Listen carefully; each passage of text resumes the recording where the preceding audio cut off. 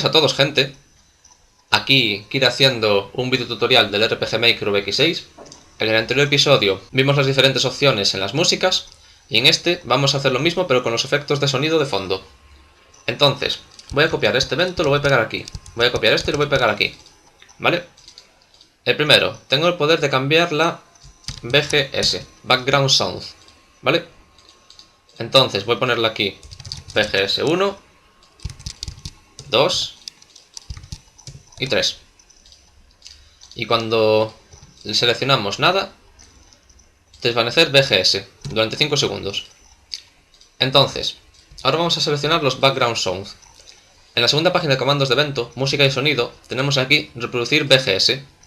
Aquí tenemos ya algunos predeterminados que vienen del programa, pero nosotros podemos implementar los nuestros propios. El primero es un reloj. ¿Vale? Vamos a poner ahora otro. Vamos a poner el de Darkness, que a mí me gusta muchísimo para los juegos de terror.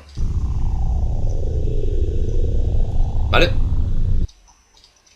Y en el tercero vamos a poner la lluvia. ¿Vale? Ahora que lo pienso, este evento no me va a hacer falta. Vamos a mirar cómo van estos efectos de sonido. Nueva partida. Nos vamos al sótano número 3. Hablamos con el de los efectos de sonido. Vamos a poner el primero.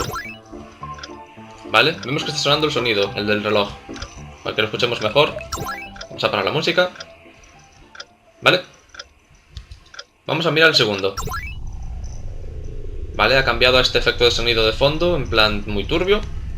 Y vamos a mirar el de la lluvia. Ya que estamos, vamos a mirar qué tal queda con el clima de la lluvia. ¿Vale? Da muy buen ambiente. Esto, por ejemplo, podéis utilizarlo para cuando estéis paseando por un bosque de noche y tengáis que llegar a algún lugar. Pues, así de sencillo se utilizan los efectos de sonido. Espero que os haya gustado este tutorial, y en el siguiente vamos a mirar los efectos musicales. Venga, hasta luego.